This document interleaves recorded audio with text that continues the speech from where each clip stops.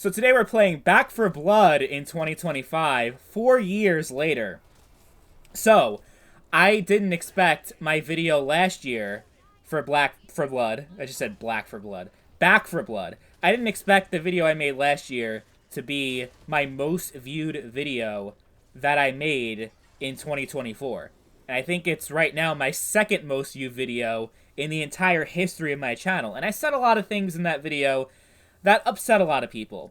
And pretty much my main criticism against this game, is that it just felt like it had no soul, it had no life to it, compared to Left 4 Dead. And people also hated that I compared it to Left 4 Dead, even though the entire promotion and advertisement around this game, leading up to its launch, was that it's the spiritual successor to Left 4 Dead. And it was the same creators for Left 4 Dead that made this game. Not to mention that the title of the game itself, Back 4 Blood, with the number 4, that seems to also show that that's what they're trying to do, is that this is the unofficial Left 4 Dead 3. But people didn't like that I was making a bunch of comparisons between Back 4 Blood and Left 4 Dead. Like, you gotta judge it on its own. It's its own game. You can't, like, you're being too unfair towards it. And I'm like, okay, I just don't think that it's very good. That being said, if you're into zombie games, if you like killing zombies in a co-op game, then this game is not too bad. Like, it's not bad in the sense that the game is broken and that it's a cash grab or anything like that. Like, I think the monetization in this game is it's pretty much, it has the DLC. It doesn't shove a bunch of microtransactions up your ass like a lot of other online games do. So I'll give it credit where credit's due. It's a pretty solid game with a fairly solid foundation. I just don't think it is all that interesting and exciting. That, you know, you can make that own determination on your own. I'm not trying to decide for you whether or not you should like this game or not. I'm just saying, if the expectation is another Left 4 Dead, then you're going to be very disappointed here. I like just comparing between not just Left 4 Dead, but other zombie co-op games like Black Ops Zombies and other ones where, like, you have these, you have this nice cast of characters that you feel a connection to, that you actually care about. You actually give a shit about the story in some way.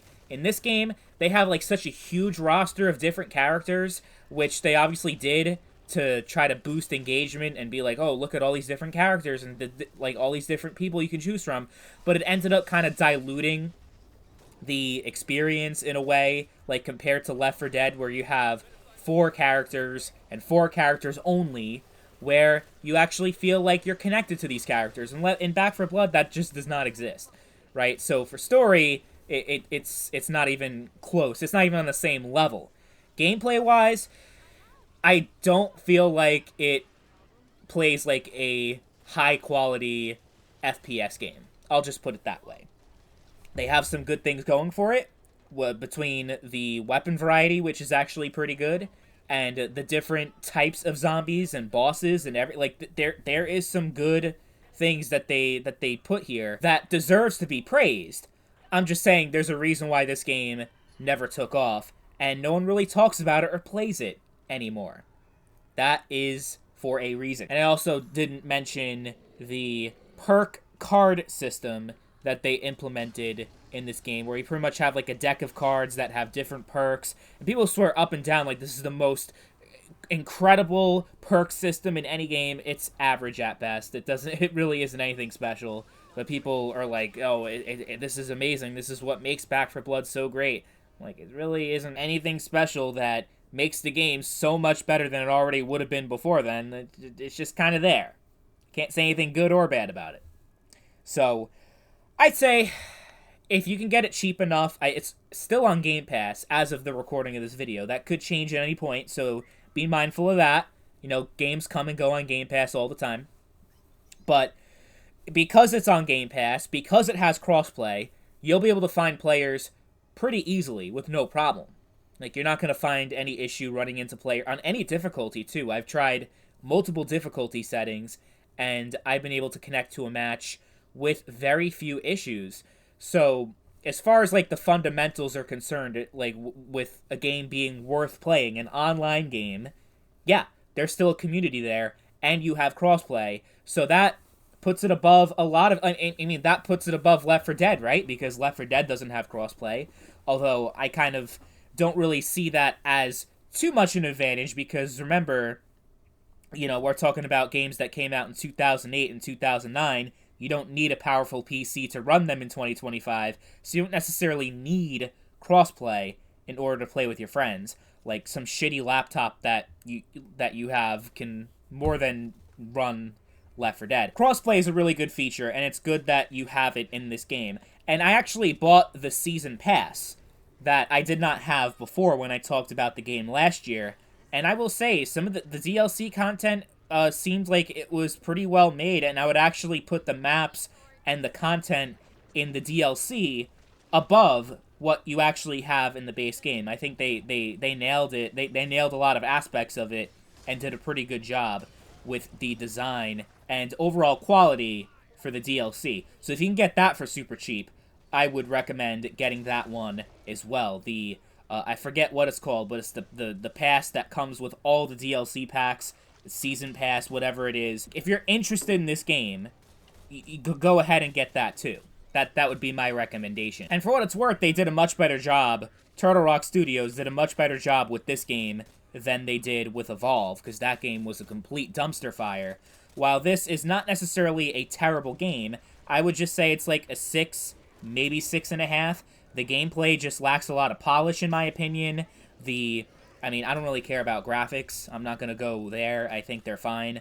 But it's a forgettable experience, in my opinion. If we're going to compare it to Killing Floor, Call of Duty, Left 4 Dead, and other zombie games that are out there on the market, I just feel like most of them have a lot more to offer, especially since the games that I just mentioned have mod support. So Black Ops 3 Zombies, Killing Floor, and, of course, Left 4 Dead has so much modded content that you'll get so much more time and value out of those games more than you'll get this. But if you've played every other game and you want to try this out, go ahead and give it a chance. Like, I'm not gonna say it's like there's no fun to be had and it's just awful. Like, I'm not trying to be a hater. I'm just giving my honest opinion, and you can take it or leave it.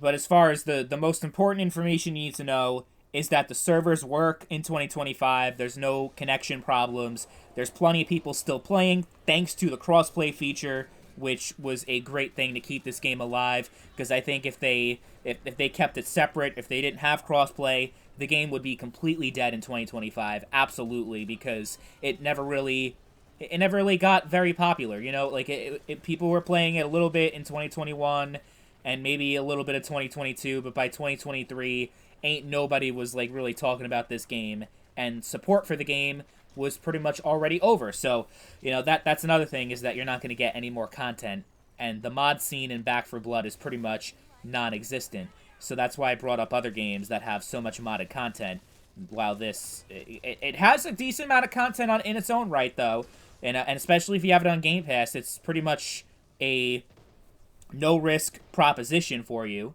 Like, it doesn't cost you anything, but even if it does, like, it always goes on sale for, like, I think they had the whole game plus the DLC for less than $10 during the holiday sale on Steam. So it's pretty much a no-brainer if you like zombie games, and if you want to try something different that's not Left 4 Dead, Call of Duty, Killing Floor, or any other game that you may play that has zombies in it and is co-op. So those are my overall thoughts on Back 4 Blood in 2025. Let me know in the comment section down below if you still play this game 4 years later, and how do you think it stacks up against other zombie co-op experiences?